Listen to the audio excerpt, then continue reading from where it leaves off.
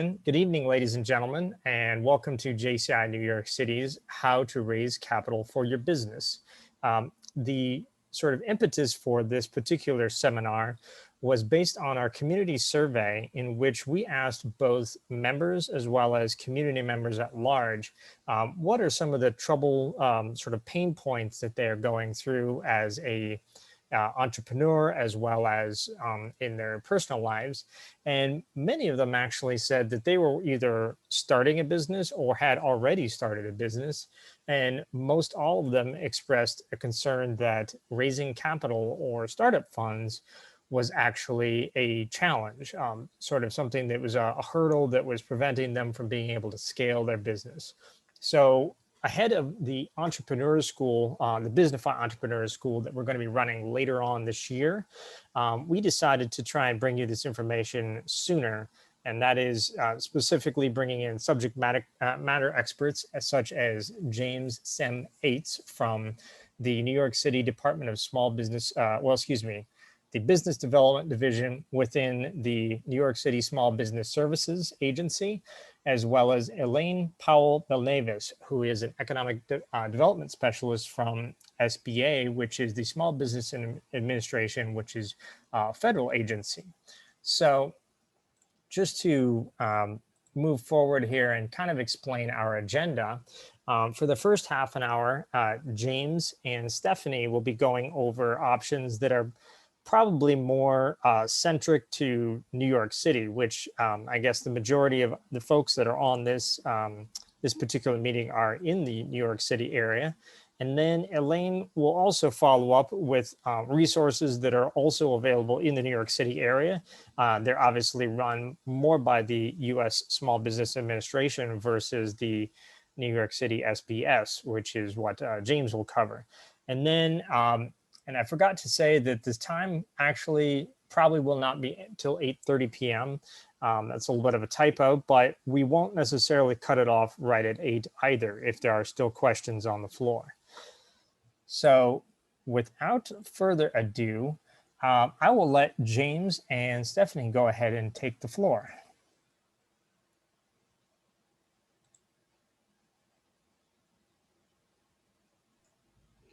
Thank you, Brandon. Hi, everyone. I would like to thank you to Brandon and JCI to inviting us here. We are happy to represent small business services along myself and Stephany Reyes, our certified SPS instructor. So we will be covering our local opportunities next 30 minutes, and we are hoping to identify a few resources that will be helpful to your or beneficial to your businesses as well. So myself, I work as a program manager for New York City Department of Small Business Services at a Business Development Division. I primarily manage business education program, and it's been 4 years I've been with the city agency. And Stephany, you can introduce yourself, please. Good evening, everyone. My name is Stephany Reyes. I cut my hair recently, so I look different from the picture on the slides.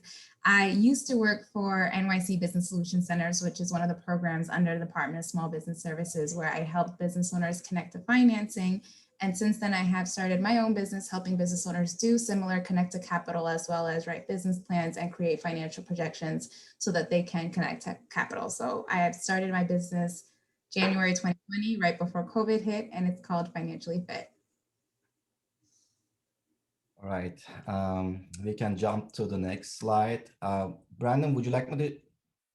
Okay, great. So you will be controlling the slides then. I was just going to say I can, totally up to you, but if you... Yeah, you can since you already shared your screen, so I'm happy to continue over the slides that you are presenting right now. So, all right.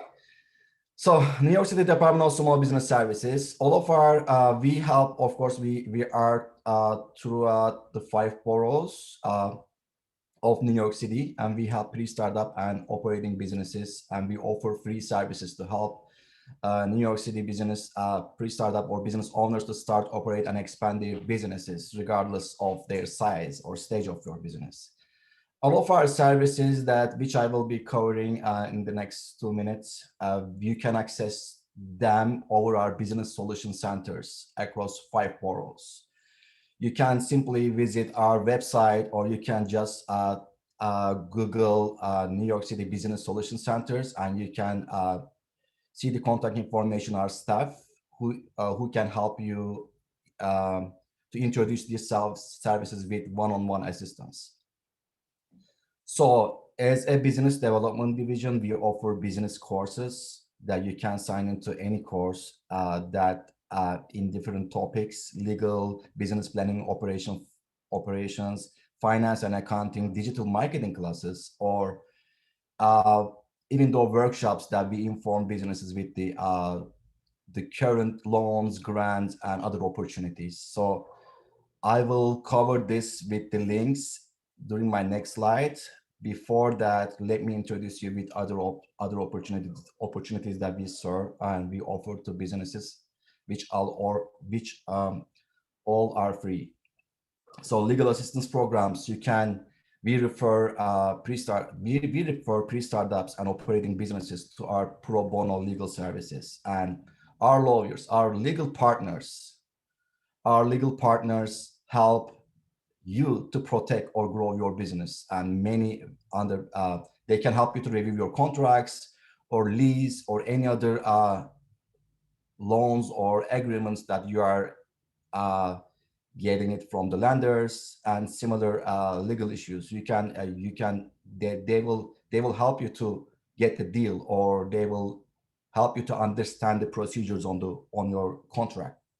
And financing assistance program.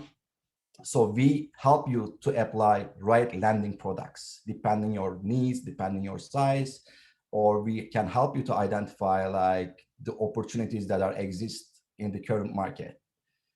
And incentives, there are a lot of incentives programs that we give access to the current business owners or pre-startups as well, like when they are about to start their business. And these incentives, basically similar to grants, they can help you to reduce the cost of doing business. And our Navigating Government program, we help you to learn the regulations and the current compliance requirements for you to operate your business faster. And also complying with the requirements, you can reduce the risk of getting a ticket if your business is not complying with the current regulations, or for example, COVID. Right now, we are during the pandemic. There are a lot of regulations that are set by the state or local city government that you need to comply with the requirements to reopen your business, right? We also help you to understand these procedures, and we inform you with all of the requirements. Recruitment, we also help small businesses to recruit candidates from our workforce career centers. And throughout the city, I think we have, if I'm not mistaken, we have about 9 to 10 workforce career centers, and we have a large pool of candidates in our pool in many different industries. We can help you to recruit the best the candidate for your business. And our training programs are serving in multiple industries: healthcare, tech industry, food services. So basically, our training cohort programs train young individuals and equip them with the essential skills that your business can enroll into training program, and then receive the trainees from us, so which will allow you to get reimbursed a partial amount of the trainees' cost up to certain amount of period. That will also give you a chance to reduce cost of doing business, and they are all grants, and you don't have to pay them back. Our other two programs are actually related to each other, is about selling to government and how you can do business with the government. So I will be covering these last two programs during the next slide. So that's the reason I can just go and jump to the next slide, Brandon. Cool. So this is the program that I was talking at first, business education program. I primarily manage this program, and we offer business courses and workshops in many different topics. They are in business planning and operations, accounting and finance, digital marketing, or legal courses. So you can. I think there are still useful skills, regardless you are at the pre startup or operating business. You can still develop more skills and get the chance to launch or expand new products or expand your business. And you can see our courses on our website, NYC Gov't Business Courses, or we also list our courses registration for you to register these courses on Eventbrite as well. I will be sharing our presentation after this webinar, so you can also have these links. You don't have to take any notes right now. I don't know if everyone is from New York City or not, but if you're also from another state or joining from another city, you can also have an access to these webinars online, because right now during this pandemic, we are offering all of these sessions over a webinar tool. So we offer these classes virtually. All right.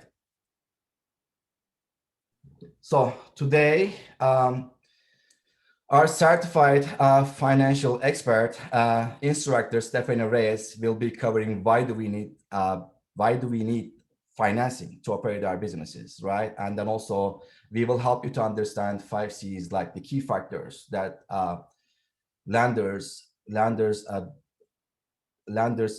consider it to decide whether you are eligible to receive a loan from them or not, right? Also, we will review financing options, debt, equity, and crowdfunding types.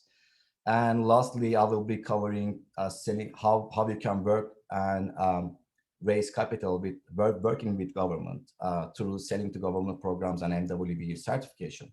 And I will also highlight a few grant opportunities at the end of this webinar. So Stephany, why do we need financing? We can start from there.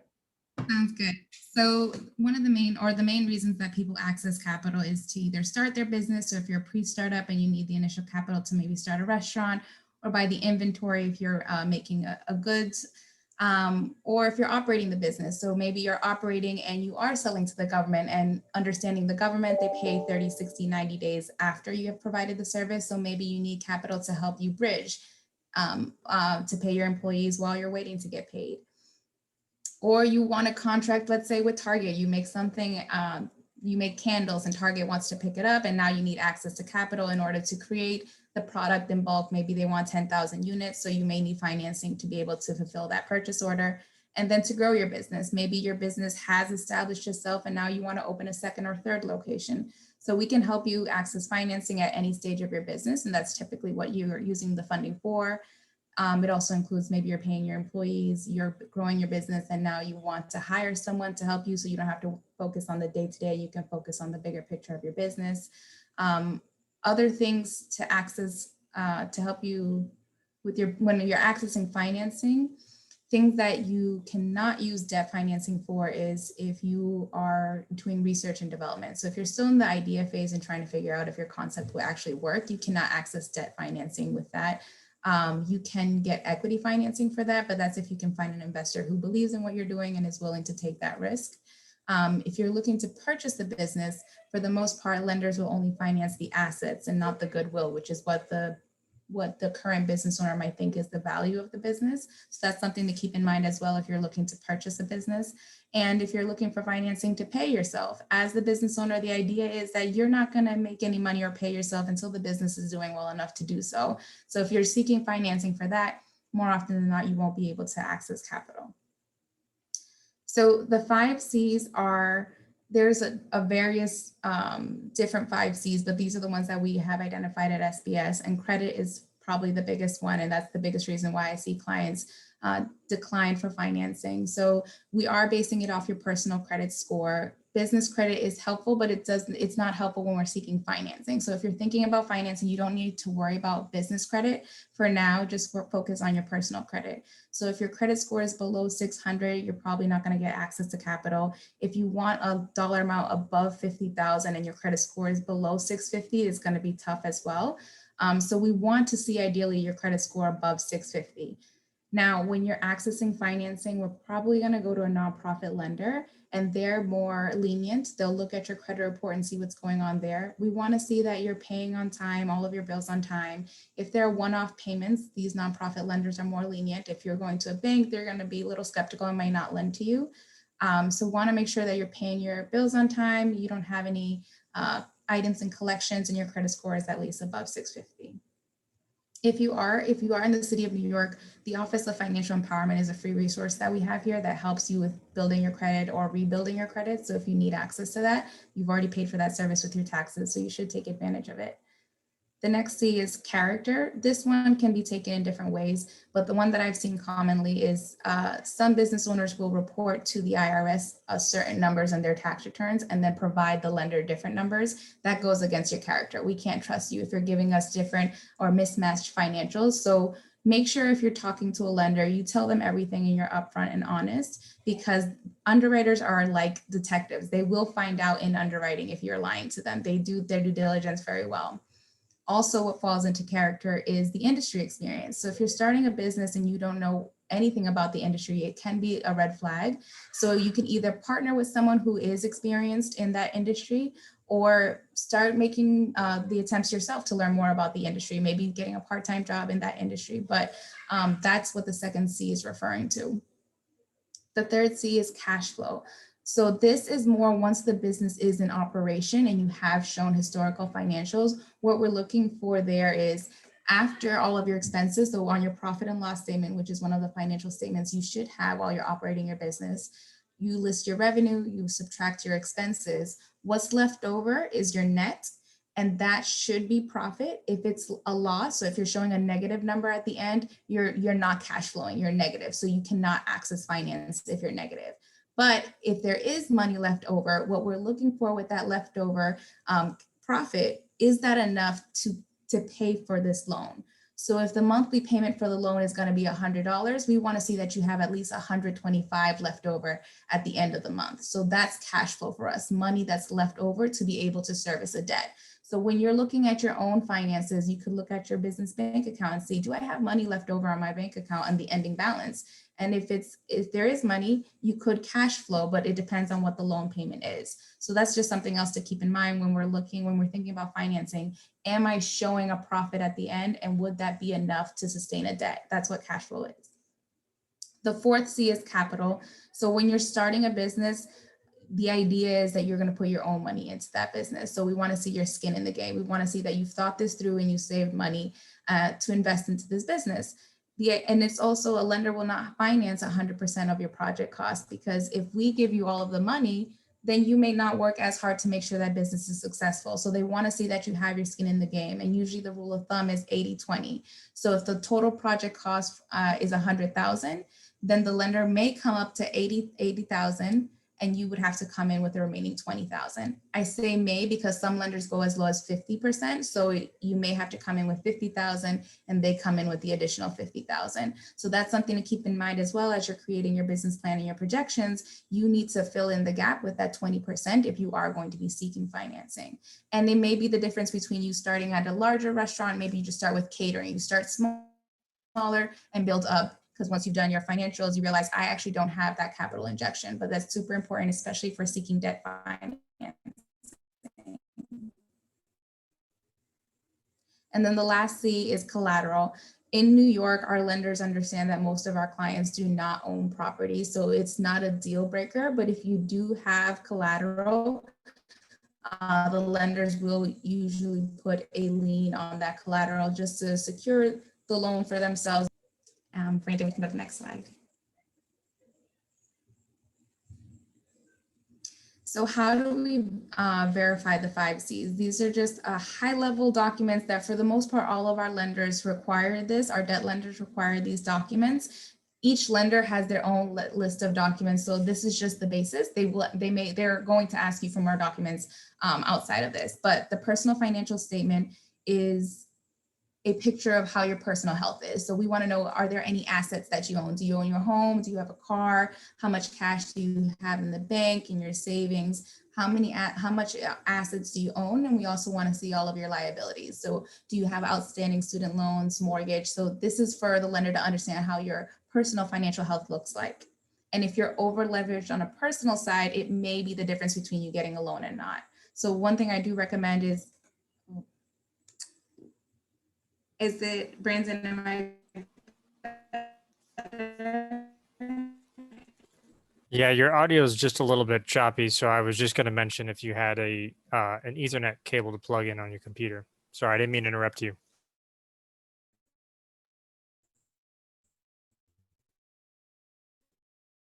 She seems frozen in time. Is it still choppy? Yeah, at least for me it is. I'm not sure about everybody else.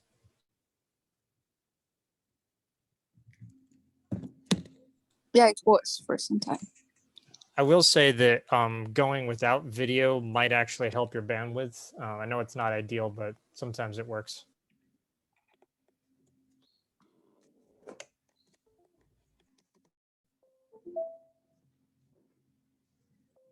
Can you hear us, Stephanie?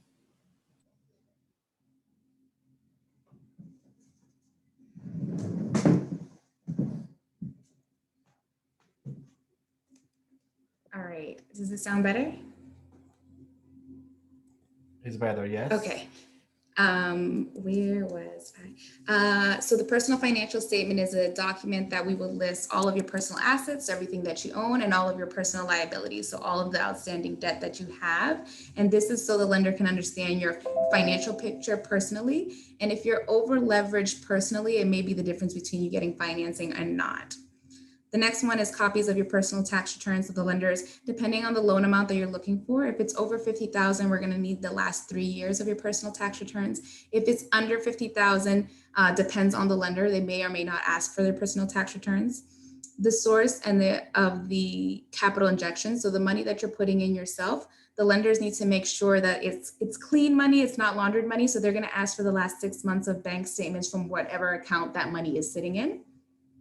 The next one is your credit report. So anyone who owns 20% or more of the business has to have their credit pulled, and they also have to provide a personal guarantee, meaning they will sign on the loan. And even if the business fails, they are still liable for that debt. And again, this is debt financing. The next one is for the financial information we need is your business plan, including your projections. So we want to see at least 2 years for your financial projections. We also, if it's a business loan, we need to make sure that it's a registered business. So we are going to need your articles of organization or articles of incorporation, or if you're a sole proprietor, we need your business certificate. Cash flow projections would be included in your projections.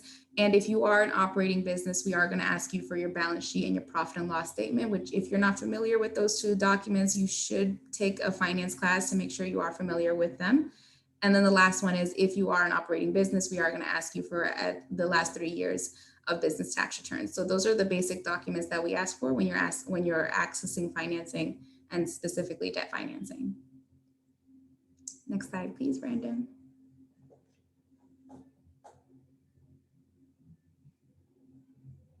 So we're going to talk about debt financing. That's the first option. So we have a lender, which is, it could be a bank, a nonprofit lender, like I mentioned, or a credit union, and they're offering financing to the borrower, which is the business owner.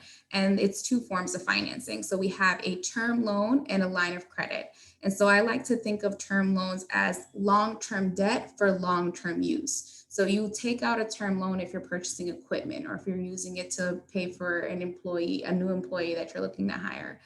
The line of credit is short-term debt and should be used for short-term use. What that means is if I know I'm going to get paid within the next 3 months, typically within that 12 months, I would access a line of credit for something. So I'm not going to purchase equipment on a line of credit because it acts as a credit card. With a line of credit, it may be, again, if I have a contract with the city or the state, I know I'm going to get paid 30, 60, 90 days, but in the meantime, I need to pay my employees money from my line of credit, pay my employees, and then once I get paid from the government, I'll pay down that line of credit. So it's a revolving product.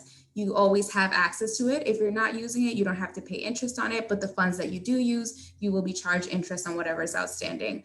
As opposed to a term loan, it's a fixed amount that's given to you and you just pay it down. One thing I do want to point out here, when you're seeking financing, please ask your lenders all of the fees that are associated with it. There's closing costs. Sometimes there's a fee to get an SBA loan. If you're getting a line of credit, sometimes there's an annual fee.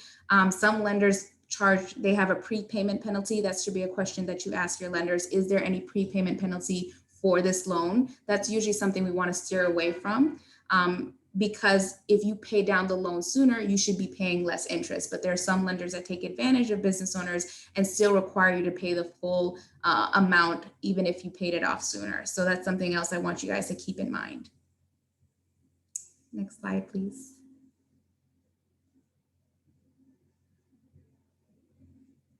So this is actually a client I worked with when I was working at the Business Solutions Center. So David was an SPS client. He always dreamed of opening a restaurant and shared his love for Indonesian food. He had all the pieces in place, but still needed financing after multiple banks turned him down due to lack of capital and inexperience. David reached out to one of the Business Solutions Centers. So he actually took one of my classes and heard me present about different financing options and wasn't aware that there was something else outside of a bank. So we connected him, we helped him perfect his business plan. We were able to connect him to a lender, and he was able to access $300,000 to open his restaurant down in the Lower East Side. So the Business Solutions Center can help because we have helped clients in the past, and I can attest to that. Next slide, please.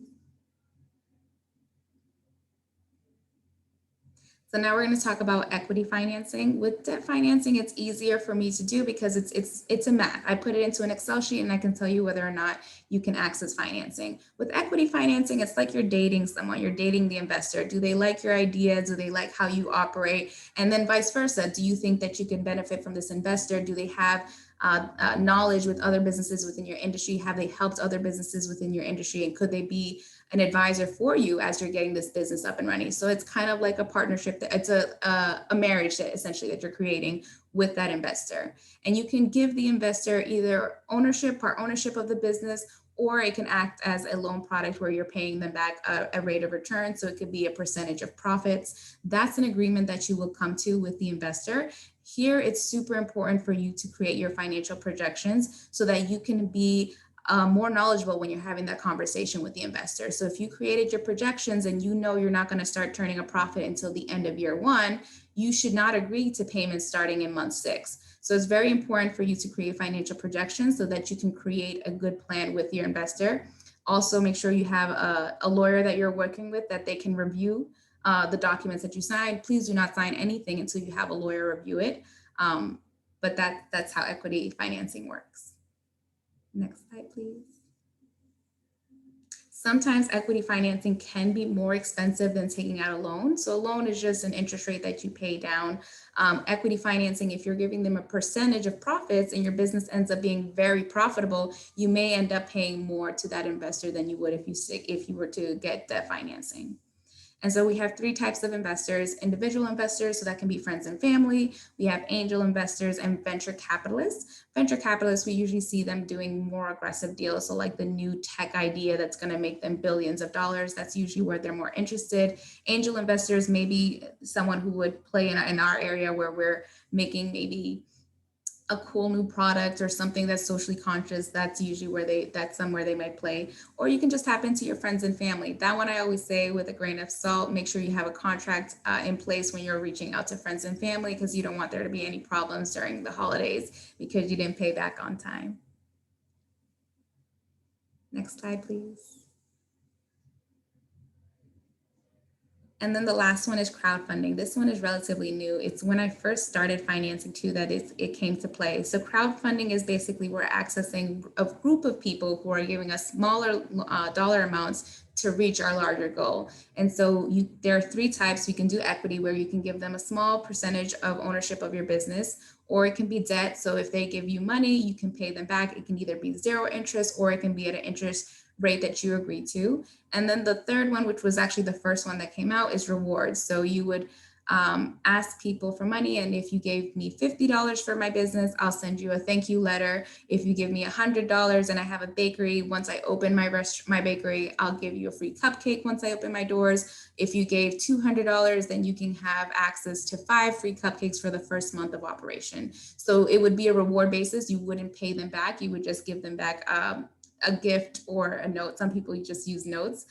So it's something that you give them in return as opposed to paying them back. Next slide, please.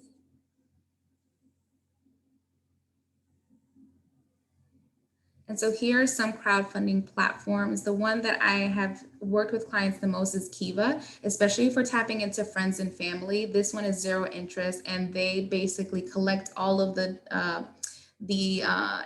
investments from your friends and family for you, and you just pay the platform back, and then the platform pays everybody else back. So you don't have to worry about, oh, I forgot to pay Uncle Susie or Uncle Sam. I forgot to pay so and so and so and so. So you don't have to worry about paying everyone back individually. You can do it straight on that platform. Everyone has seen GoFundMe, Kickstarter, Indiegogo. So these are platforms that you could access if you are trying to do crowdfunding. Another one that as I've recently become aware of is called Mainvest. That one's relatively new, and they like to work with brick and mortar locations. So if you are looking to open a storefront and don't have that 20% capital injection, Mainvest may be the lender that you want to tap into, and that's MAINVEST,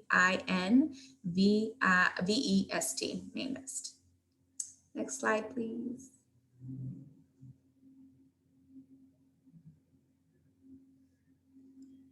All right, That's you. I'm done. Thank you, Stephany. Thank you for sharing useful and very crucial information when it comes to finding loans and other small business financing opportunities from the lenders. And so everyone, additional to that classical ways of finding the money, why not also raising your capital with the government services, government opportunities? So many of us, time to time, I see people that they are not aware of government products or services that we also work with the vendors and provide opportunities for business owners to receive grants or money for their services on project basis or throughout the year. So, and we also, as NYC Department of Small Business Owners, offer a lot of city or government contracts to vendors and work with them throughout the year. And our Procurement Technical Assistance Center, PTAC, offers one-on-one assistance and training for you to understand how you can market your business to the government and what are the procurement basics and how you can identify opportunities and how you can actually respond to these opportunities, which is the most important way for you to bid on city's contract. And so you can attend, you can make an appointment with the PTEC, and here is the link. Again, you don't need to take any note. At the end of this webinar, I will be sharing this presentation with you all, so you can just click on the links and learn more. So you can make an appointment or you can attend PTEC's workshop to learn government opportunities and how you can get yourself ready to bid on the contracts. And also the other resources, other page that is available on the third bullet point, which is all of the cities agencies. We post our current and upcoming opportunities on our websites, and you can see all of the upcoming projects or vendor opportunities at this link. So also, the most important thing, I just want to highlight this part to everyone. To bid on city's contract, we'll list the opportunity on our websites in advance, and then according to the qualifications and the requirements, you actually compile a package to us. So basically, this package includes your capability statement, your business plan, profit and income, profit and loss statement, your cash flow, and many other useful financial analysis that Stephany went over. Is very highly crucial for you to have all this paperwork handy. So when you need to use them on bidding city's contract or finding a right loan from the right lenders, so they will always come to you for this paperwork. And also plus have your company's paperwork like certificate of registration, certificate of insurance. Other than that, certificate of doing business if you are doing in another city. So you have them, it's very important. You have to have them handy somewhere that you can reach out easily. Brandon, next slide, please. So we have a specific program that is offered by New York City local government and New York State, which is called City of New York Minority Women-Owned Business Enterprises. And we offer certification for minority and women business owners of New York City. So throughout this certification, your business can be listed on our website as as an official vendor of New York City. And you can access the government contracts with better chances because New York State and New York City's local government are committed to support equity, diversity, and inclusion in New York City. And that's the reason that we highly consider MWB certified MWB applicants when it comes to evaluation process for you to win the contract. And again, if you are interested, if you are a minority and woman business owner and interested in receiving a certification, you can simply click this link and go over the eligibility requirements or you can also make an appointment with our centers which the account managers will help you to prepare the package of application for your on behalf of you with yourself, of course. And here are the numbers. As you see, like I think if I'm not mistaken, these numbers are taken covers for the last 10 years. There are more than 19 billion city and state contracts awarded to businesses, and 29 almost 30% of the businesses who received or who won these contracts are the MWB certified MWB business owners. And currently right now, we have more than 9,000 businesses are certified and already received MWB certification. And their businesses are listed on our resources and on our websites. Next slide, Brandon, please. So other than selling to government and working with the government, I think this part will be the best part that you will love for this presentation, because grants are free. You don't have to pay them back. And in addition to the grants that are currently offered by SBA, which are the federal loans, SBA funding, which are the federal loans, like such as Employee Retention Grant, PPP, Paycheck Protection grants, Restaurant Revitalization Fund that help businesses to recover during pandemic. We help businesses to we assist businesses to and inform them how to apply these grants. In addition to those, we also have grants opportunities available throughout the year from New York City Department of Small Business Services. So these grants are training grants that basically you receive grants to train your employees, and you get reimbursed up to a sub portion of the trainees' cost during the program of enrollment.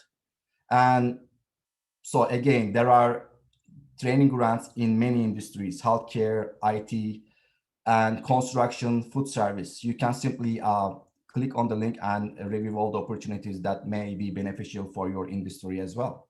And there is also neighborhood development grants that if you are willing to spend some money for your store front improvement and other related opportunities that you want to use for your business, you can also receive grants. And we have also tax incentive grant programs that help you to reduce the cost of doing business. And so that can be purchase tax opportunity, and that can be if you're a startup. I don't know about New York right now, but before during Sandy hurricane, we also offer tax exemption to the businesses, small business owners who were affected through the hurricane, and many similar opportunities actually that time to time you can. I will highly suggest you to click on the tax incentives opportunities on this link and then review the available resources that you can apply. Next slide, Brandon. So again, I think in 35 minutes, we try to cover a lot of information. in a short time. That was pretty hard, to be honest, but we are happy to be here until the end of the presentation, until 8:30 after Elaine. We are happy to answer any of your questions. And also, if you want to receive one-on-one assistance through all of these services on the right side that I went over, you can simply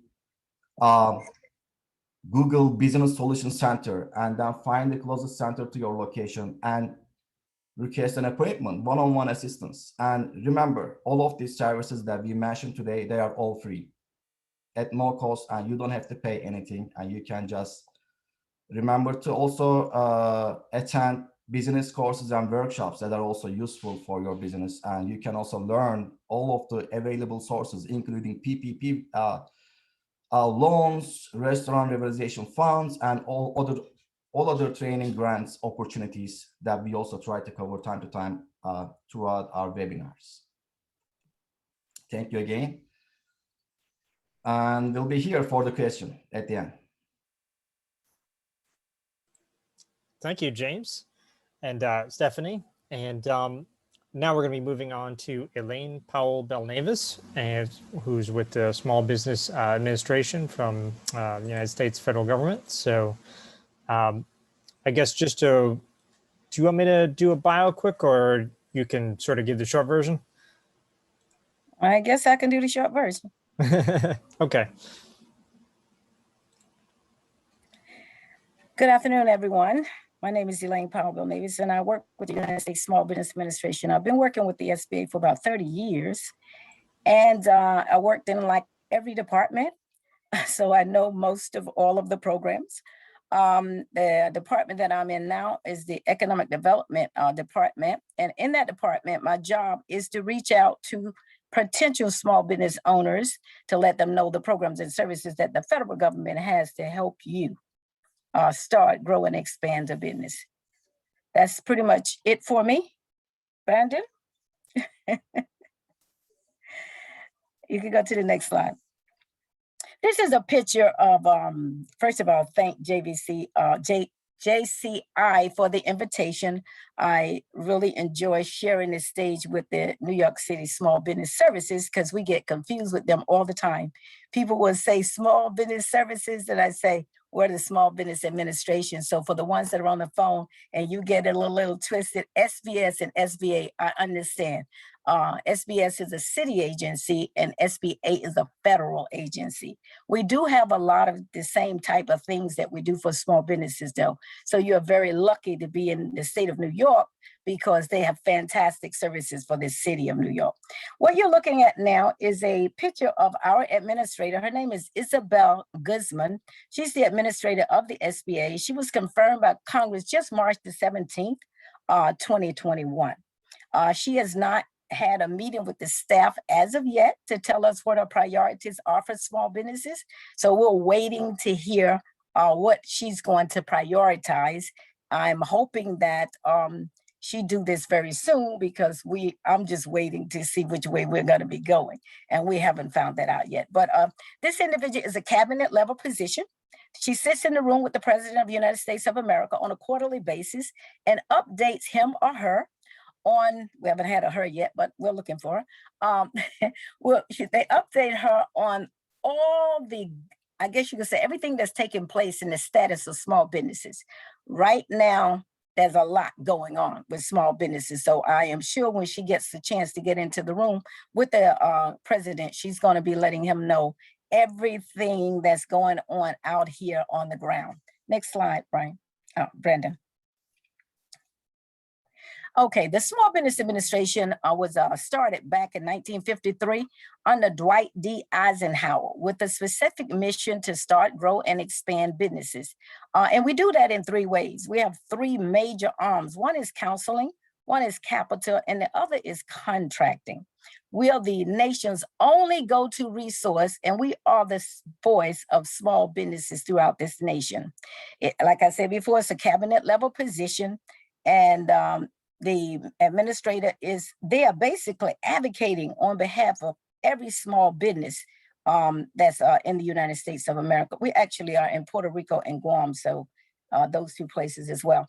And the statistics that we had last was taken in 2018. At that time, we had 30.2 million small businesses in the United States. Of course, you know, after this pandemic, if we do this study again, we're gonna probably be way down because a lot of people lost their businesses in the pandemic. Next slide, Brandon. So like I said, these are our core programs: counseling, capital, contracting. Next slide. Our counseling program. In our counseling program, we have a small business development center. Next slide. And a small business development center, it's about 900 of them located across the United States. And they are located on major colleges and university campuses. We have one at Pace University, Baruch University, Columbia University, York College, LaGuardia College. They're just basically on campuses where you can go into a small business development center and receive free services on how you can start, grow, and expand your business.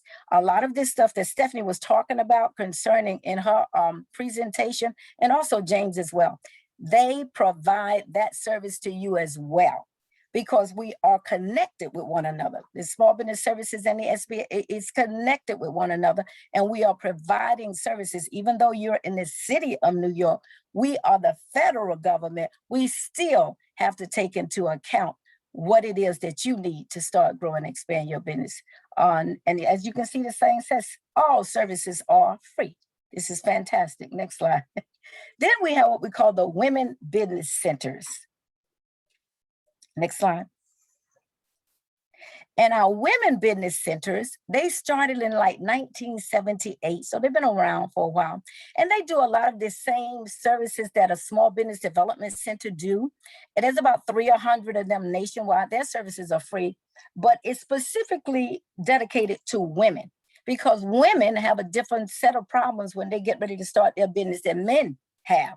So they cater to them, and they deal with small businesses from that perspective of a woman going into business.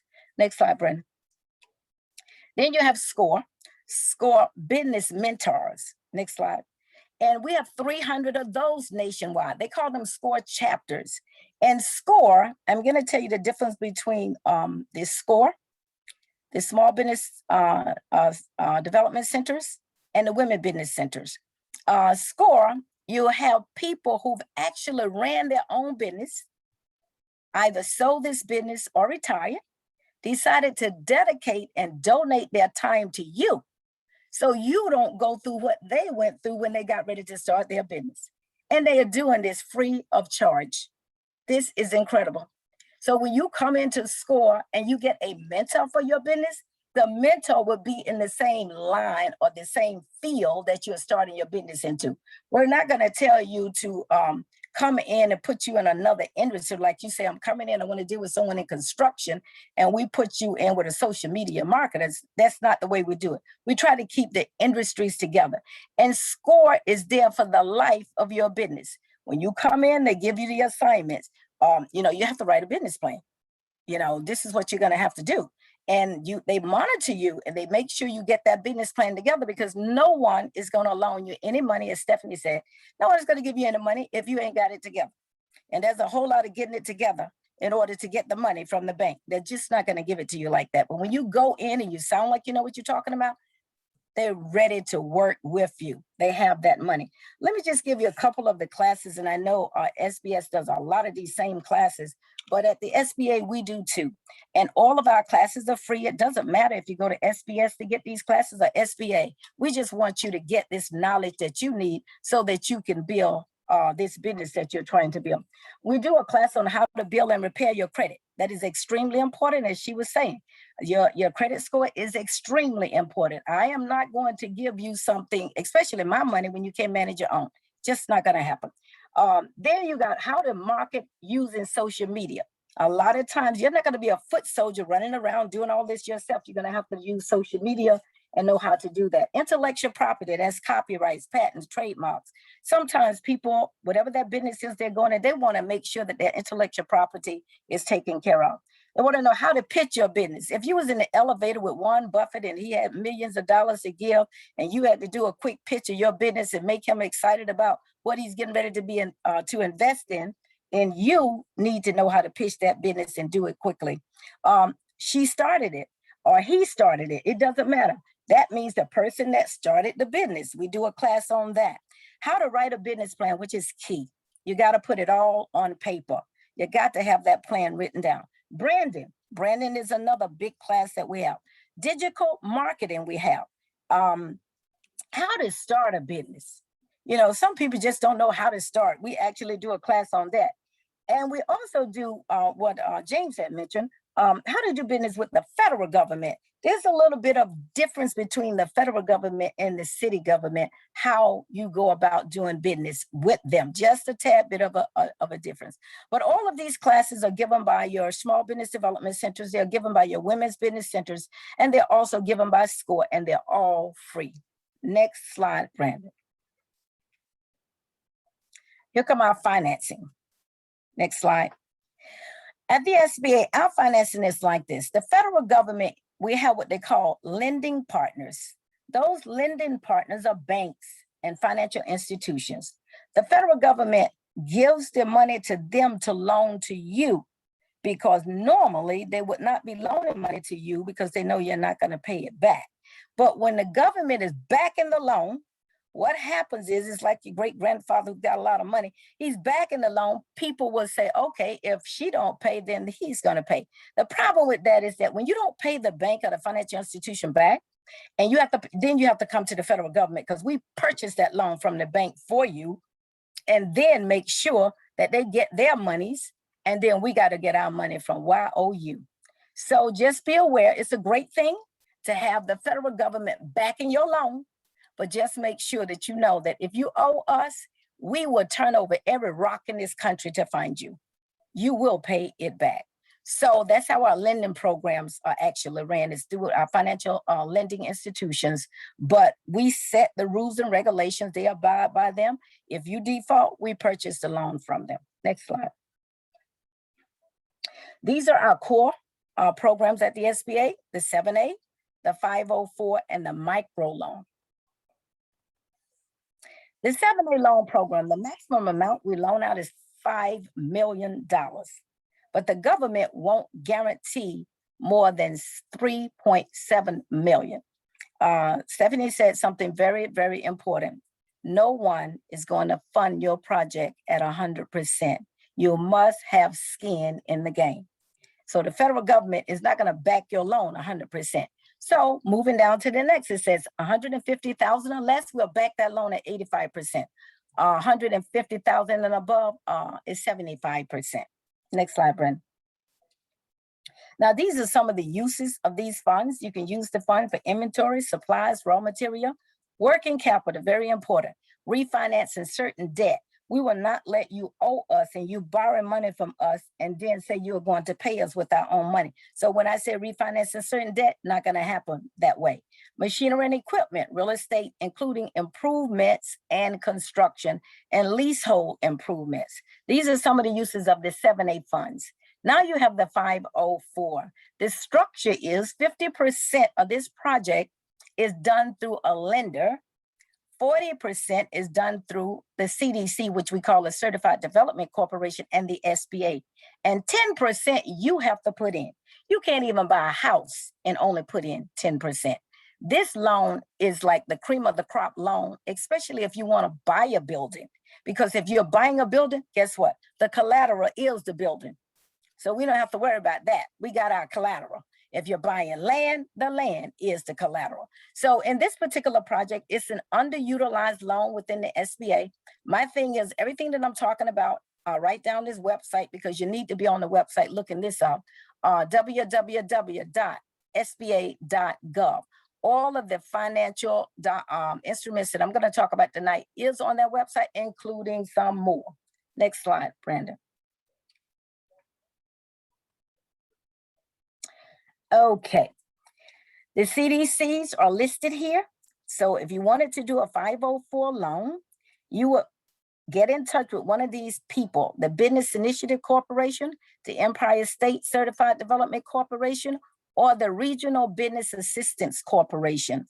Those are the ones that cover the New York District Office. But if you go on our website, all of this is listed there. I think we might have changed one of them. I'm not 100% sure, but check the website. It'll give you the updated version of what I am talking about now. Our website is changing every day. So with all these new programs, it's like an everyday thing, but I just want you to get the correct and up-to-date information. Next slide, Brian. The benefits of the program, and it is blank. Keep moving. Okay, 90% financing. Remember, they're doing 50, 40, you're only doing 10. So this program, they're doing 90% of the financing for you. And the mortgage recording tax, I thought that was very good. Stephany was telling you, make sure you read the little lines and everything. These people be saying, oh, you paid this, you paid this. You have to know what you're doing. It is extremely important, especially when you're signing off on a financial document. It could take, Brandon, you need to go back. It could take, you could take 20 to 25 years on a real estate loan. And we get first lien hold position on that. And on this loan, the CDC processes all of SBA's paperwork. And that's a lot less of a headache for you, since the CDC is going to be doing the majority of the lifting in terms of the paperwork for you. That's fantastic. Then we can go to the next slide. This is our microloan program. This program is specifically designed for people who want to start up a business. So it's through our nonprofit community groups. And we can go from $500 up to $50,000. You can use it for working capital, equipment, inventory, fixtures, and leasehold improvements. You cannot use this for real estate or debt refinancing. We do provide technical assistance in terms of giving you certain classes to help you get where you need to go. If it's over $25,000, we do ask for collateral. If it's under, we don't. And the maximum repayment terms allowed here is 6 years. Now, this is who we will not lend to, because I don't know what your business is, but if you're into the gambling and speculative business, we will not loan any money to you. Real estate investment, no. Lending activities, no. Businesses providing sexual materials, no. Religious organizations, no. Nonprofit organizations, no. Charitable organization, no. Illegal activity. This is interesting because statewide, marijuana is considered legal. Federal, it is considered illegal. So the question is, when people come to us and they want to talk about this marijuana business that they want, well, you can get some money from the state of New York or maybe the city, but you can't get it from the federal. And borrowers that have defaulted on federal loans before. In other words, if you didn't pay us back, there's no way you're going to get some more money from us. That's the way that goes. So those that are not eligible for SBA financing industries. Now, quickly to talk about these, because James had mentioned some of this. We have two things that got signed, one under the Trump administration, one under the Biden-Harris administration. Under Trump, it was the CARES Act. Under Biden, it's the America Rescue Plan. Under the Trump administration, under the CARES Act, it produced the PPP, which is the Paycheck Protection Program, and the EIDL, which is the Economic Injury Disaster Loan. Those loans are going on right now. The PPP shuts down May the 31st. That loan is for anybody who have a business that was affected by COVID-19, and it is used for payroll and expenses. One of the things they did not want you to do is get rid of your employees, because that means they went on unemployment, and that wasn't a good thing. So the government was making loans where they was you could use the money for payroll, to pay your employees, and for the expenses that you incurred during this shutdown. This is a forgivable loan. A lot of people might forget to ask to be forgiven. We will not forgive you if you don't ask us. If you don't ask for it to be forgiven, it becomes a loan. However, that's still fantastic because the interest rate is 1%. You cannot find this kind of money anywhere at 1%. The Economic Injury Disaster Loan, that's a loan. It's not a grant. It can be forgiven. Bottom line, a straight out loan. For nonprofits, the interest rate is 2.75. And for a for-profit organization, it's 3.75. Same thing, you can use it for payroll and expenses involved or connected with COVID-19. Then you have the Shuttle Venue Operators Grant. This is for the entertainment industry. That grant launches on Monday. It is a grant, meaning you do not have to give us this money back. So they have $15 billion in that program. I'm pretty sure it'll be gone in no time because there's a lot of people applying for the Shuttle Venue Operators Grant. All of this is on the SBA website, www.sba.gov. And tomorrow, they're going to open the portal for the Restaurant Revitalization Fund. That is a $28.6 billion project, and it's on a first come, first served basis. But what happened is the minorities, the women and the vets, are going to go in there first. And if there's any money left, then they'll give it to the people that file the application after that. This is just not for a restaurant. This is also for food trucks. This whole entire loan is for bars, if you know anyone that's involved in these things. But this Restaurant Revitalization Fund, you definitely need to make sure that you go into the website and look that up. It's a 16-page document. However, it takes 20 minutes to fill it out because all the 16 pages is full of nothing but information. But the boxes that you have to fill out, it'll take you maybe 15, 20 minutes. Next slide. Federal contracting. We do have that. For the ones that don't know, the federal government spends about $500 billion a year in contracts. And we purchase everything. Just an idea, because when I tell people we purchase everything, I'm like, what do you purchase? When I say everything, I mean everything. We do armored tanks, IT services, computers, iPhone, janitorial services, construction, stationary products, chairs, desks, clothes, guns, bullets, you name it, we definitely purchase it. And we have a statutory goal that of that 500 billion, 23% has to go to small businesses. So we promote small businesses through the federal government so that they can have opportunities to participate in these programs. And just like the city has the MWBEs, we have the WOSBs and we have the EDWOSBs.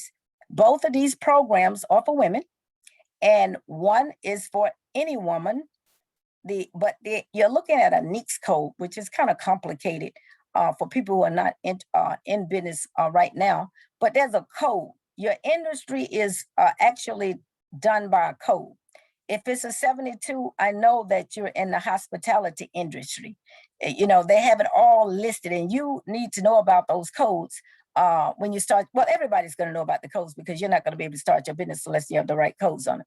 So there's 4 certification programs that the SBA has, and that's the WOSB, Women-Owned Small Business, EDWOSB, Economically Disadvantaged Women-Owned Small Businesses, the 8A program, and the Hub Zone program.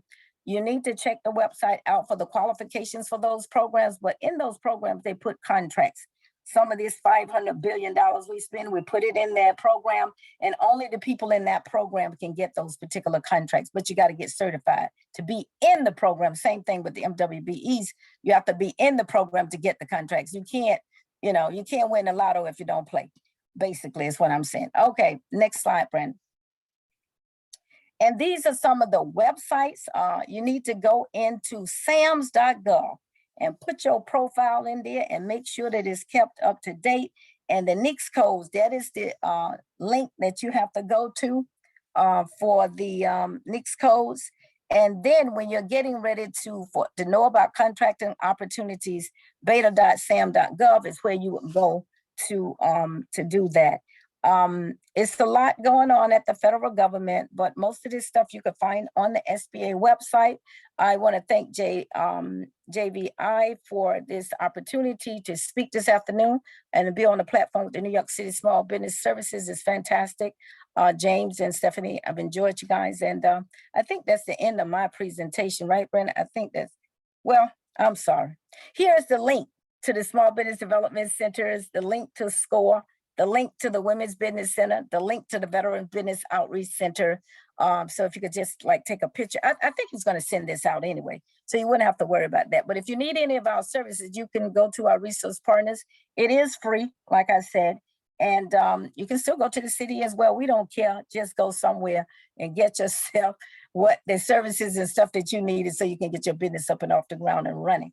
Because small business is the backbone to the economy. And we're out here all helping to work to get you in business. We don't want you to get out. We want you to get in and stay. that is the end of it, Brandon. I think that's pretty much it. Is there another slide? Just the thank you Q&A. I don't know if people wanted to jot down your information or anything. Otherwise, we can also send that out as well. You can. And then we're going to go ahead and take some questions, if there are, from the audience. I guess either via chat or if you want to raise your hand, so to speak, on Zoom. Hello. Hi, Carolyn. Hi, I have a question. I don't know who I could address this to, but I have like a minor, small catering business that I do for my that I do on the side. Do you think it's wise to, since it's small, to have like a business license if I'm, if something that I do from home? You think it's wise to do? Can I start it from home, or it's legally it's not, accepted in You're operating an informal business right now. Yeah. Yeah, that's what I'm doing.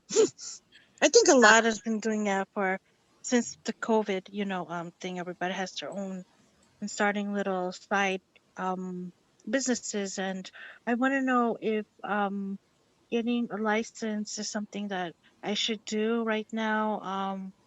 So So it is I have a question, legal, or it's not necessary if it's on a small scale. Are you cooking food from home? Because you're not supposed to be doing that in New York. Oh, okay. Yeah. So in New York, you need to be operating out of an industrial kitchen because we don't know how your house looks like, how clean it is at home. So you have to be operating out of an industrial kitchen if you're cooking food. So that's one thing to keep in mind. Mm-hmm. If you want to grow the business and get to the point where you can access financing, you should formalize it and register your business. Otherwise, if you do apply for loans, since you're not registered, we won't be able to help you. So it depends where you're trying to go with the business. But we did not hear that you're operating from your house. Oh, yeah. La.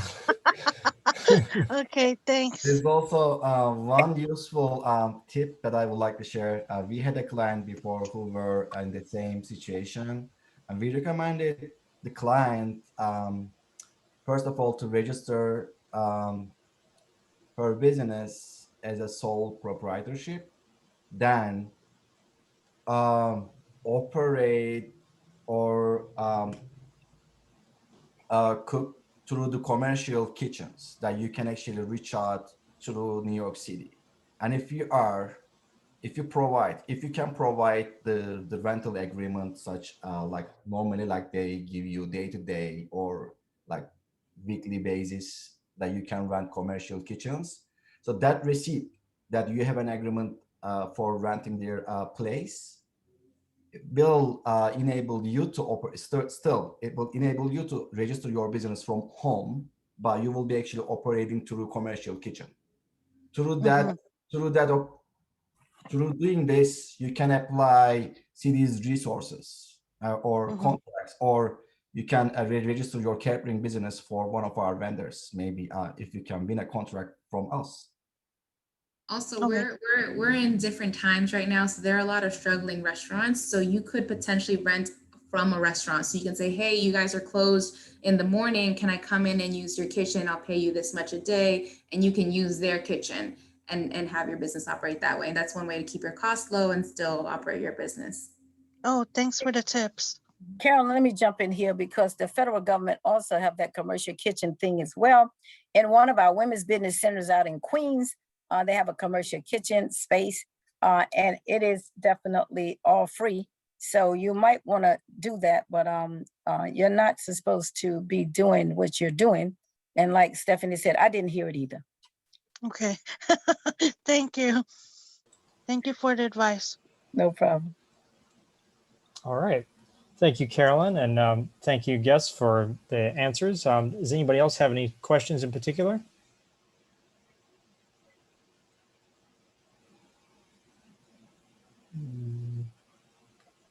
Going once.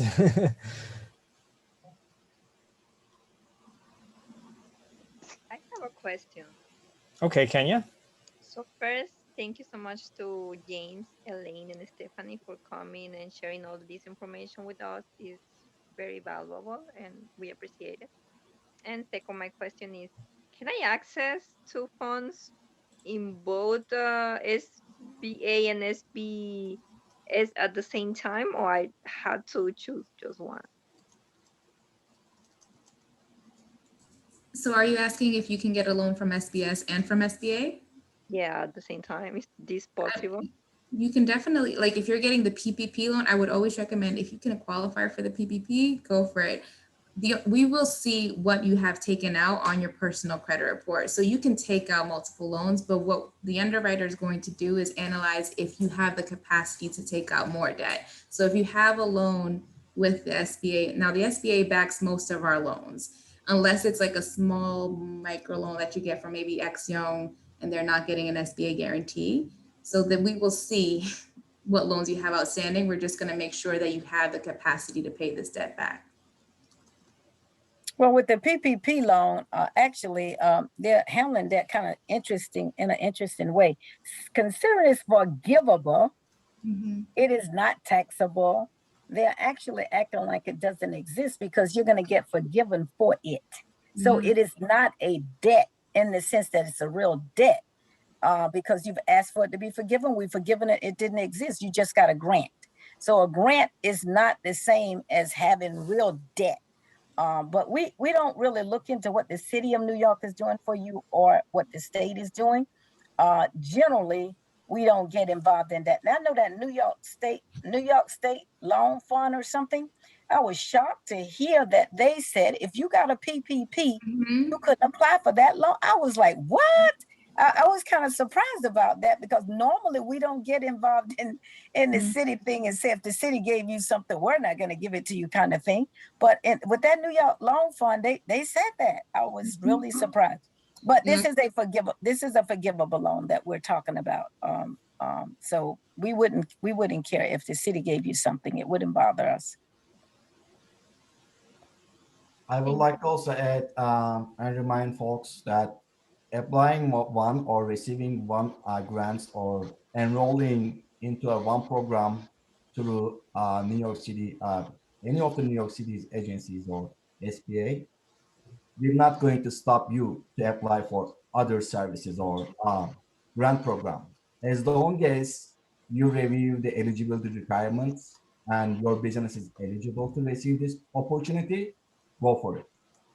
Again, that's why I was highly suggesting everyone to time just keep in mind and review our resources. All of the links that we are sharing right now will not remain the same throughout the year. There are always different programs and services being launched depending on the current situations, like pandemic, like maybe another natural disasters. Of course, we don't have it again during 2021. It was too much already that the small businesses are facing. But what I'm saying is, depends on the year, depends on the current situations. There are always going to be loans and services are going to be launched or funded by federal governments or local governments. Keep looking for the opportunities. Keep looking for your just get an appointment from your local resources. Again, like our business solution centers are very useful, and they will give you typically they will give you an appointment probably if it's not the same day, next day. And remember, all free. Just ask what is available for your business, or even though as a pre-startups, what are the opportunities that can be beneficial when you are launching your business. Yeah. Thank you, Finance Director Kenya, and again for both James, Elaine, and Stephany for the answer. Does anyone else have any questions?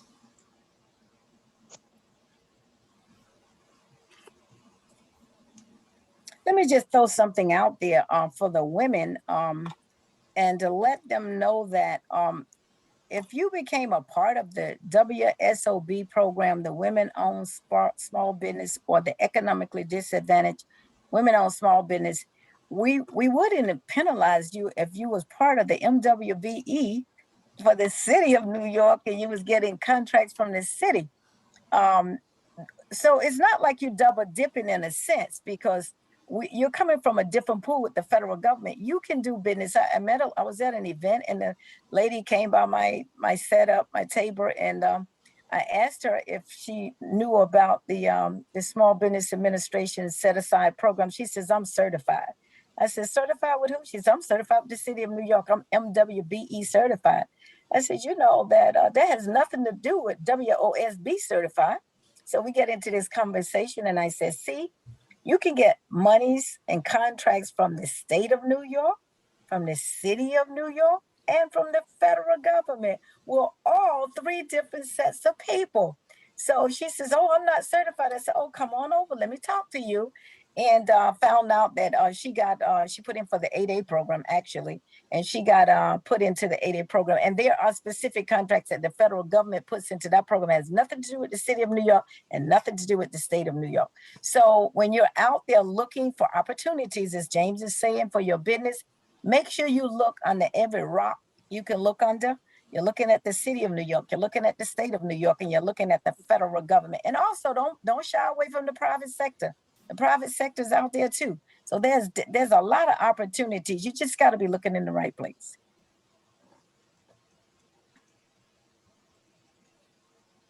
All right. Anybody else have any questions?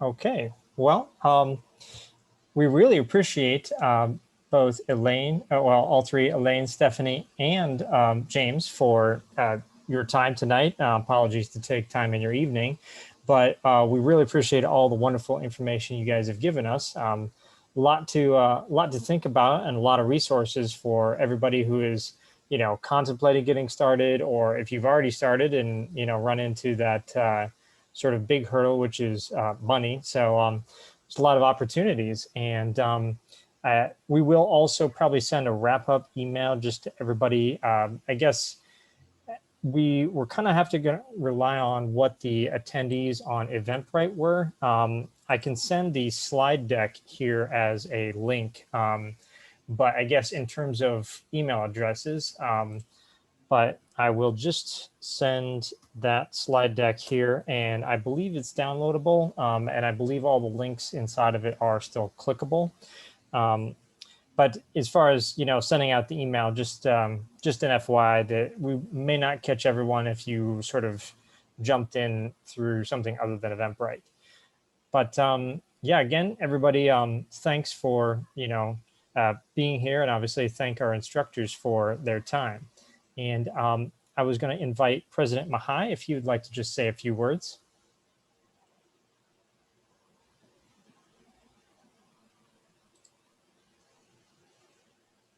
Or, I don't know, we might be having a technical challenge here. I also know that he was most recently part of the folks that got vaccinated. So anyway, long story short, if you haven't gotten yours, it's definitely a good thing to do your part for the rest of society.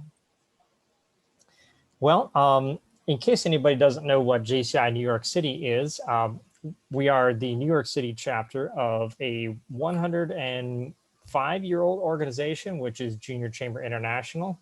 And we're generally geared for folks between the ages of 18 to 40 as far as being active members, but we also have a large alumni following of over 11 million former members, which includes about 25% of the United States presidents in the last century. So pretty illustrious crowd. And, we do a wide variety of projects, whether it be like helping in the community or helping members learn how to speak publicly, or in this case, helping members and the community at large on how to start and operate a business. So, if you know anybody in that age range, by all means, give us a shout. Our website is jcinyc.org, or if you want to send us an email, it's info@jcinyc.org. So thank you, everybody. And we will be posting this video on YouTube, possibly also on our Facebook page a little bit later. And we really appreciate everybody's time. Thank you. Thank you, Brandon. Have Thank a good night. Thank you. You guys Good take luck. Thank you, care. everyone. Thank you. Everyone. Take care, SBS partners. Thanks, everyone. Thank you. Bye. Thanks a lot. All right. Take care, everybody. Night.